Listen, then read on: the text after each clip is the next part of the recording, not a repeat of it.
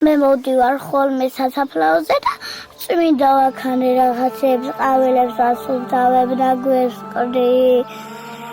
კიდევ აქამდე ხრეშებს ვასუფთავებ, ვინძური არ იყოს, მიცვალებულებს უსოფხელს, ტვერებს უსოფხელს, წმინდა ჯვარსაც ვასუფთავებ და დავდობაზე ლამაზად და სხვა სასაფლაოზეც გადავალ, იმიტომ რომ ისინიც მეწოდებიან და იმისი დედები იტანჯებიან.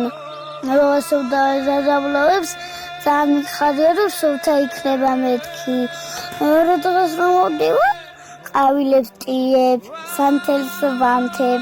როცა ჯვარ დავინახავ, სულ ვილოცები, მამამ მინდა რომ დამლოცოს და ჩავეხუტო. დედა რომ მოდის ვალაგებს სასაფლაოებს და ბევრ ფულს არ უხდიან, მე მაინც მოვდივარ და ვალაგებ სასაფლაოებს, მაგრამ არ მიხტიან ფულს, იმიტომ ჯერ ბავშვი ვარ. მშიერი რომ წობი, მუცელი მიყევა და ძალიან მინდა რომ ახლა ნაჭამი ვიყო და დაძინებული.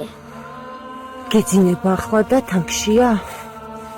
ახლა მშია და თეთიკო ვერ ყიდულობს ხორცი, იმიტომ საშუალება არ აქვს, ფული არ აქვს, თორე რო ქონდეს ფული მიყიდე და მაჭუნდა. 6 წლის გავხდი და ახლა სკოლაში უნდა შევიდე და ცხენია რომ სკოლაში რო შევალ, ყავა და ფეხზე არ მექნება და დედა სასაფლაოებს რო ალაგებს და ფულს რო აძლევს, რომ მეუნება დედა რამე გიყიდო, არ მინდა მეთქი, ჩემ ძმას უყიდე წამლებით ხომ. აი ამ საშინელ ავარიულ ქოხში ზინავს ანგელოს გოგონას და ესეც კი არაა ოჯახის საკუთრება. კეთილი ბავშვი მიცვალებულებისთვისაც კი ზრუნავს და ჩვენ ცოცხალი ბავშვისთვის არ ვისრუნავთ. ოზურგეთში პატარა სახლები იაფიღირს. ღმერთმა არქნას და ერთ დილითაც გავიგოთ, რომ მარიამის დიდი ცისფერი თვალები სამუდამოდ დაიხუჭა ავარიული ქოხის ნანგრევებში მოყოლვის გამო. ამას ხომ ვერასდროს ვაპატიებთ საკუთარ თავს. მხოლოდ ერთი ნაყინის საყიდელი ფული გავიმეტოთ მარიამის სახელზე. მხოლოდ ერთი ნაყინის.